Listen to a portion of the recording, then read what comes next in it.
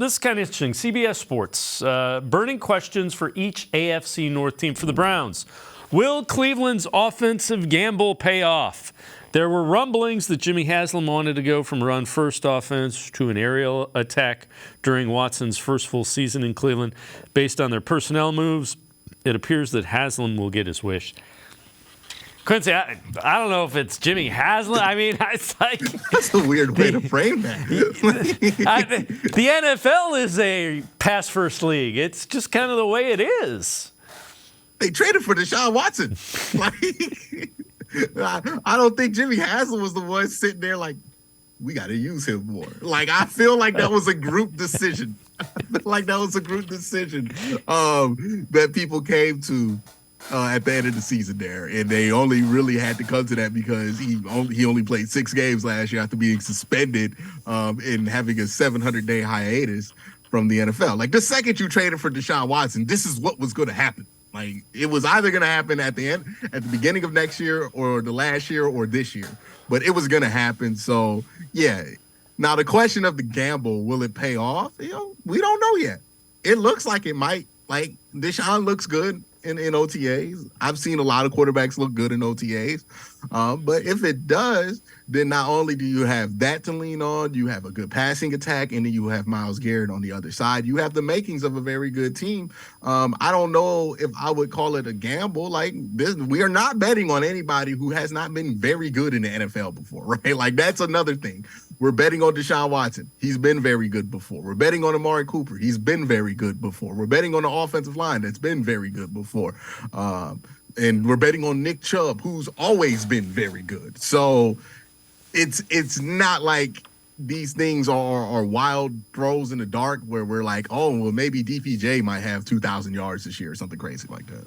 Yeah, and, when you think of teams that are run first, there aren't a lot that come to mind. I mean, are there? The league is a passing league. I guess you could say the 49ers.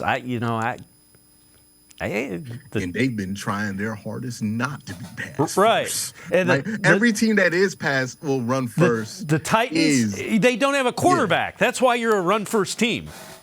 That's what I'm saying. Every team that's run first is trying desperately to not be run first, right? What have the Titans done the last 2 years? Drafted quarterbacks.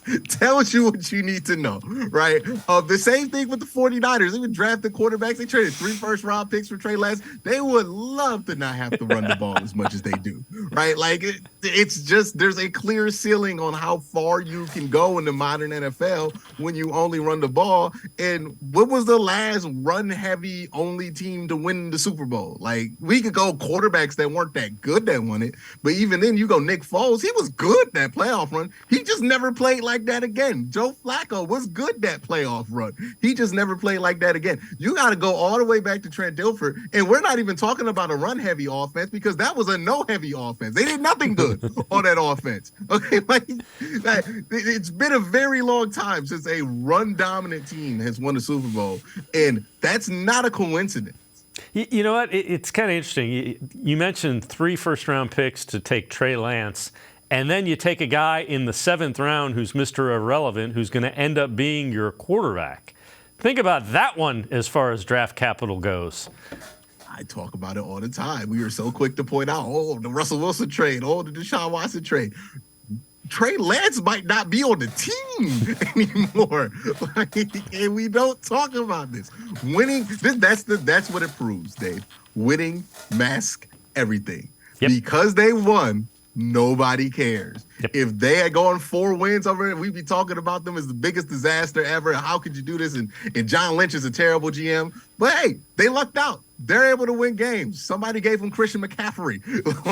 So they're able to do this. But yeah, they should be more scrutinized for the Trey Lance pick. It's not working out. But at the end of the day, people understand, you got to get a quarterback. Right. That's the bottom line. You either have a quarterback or you're always trying to get one.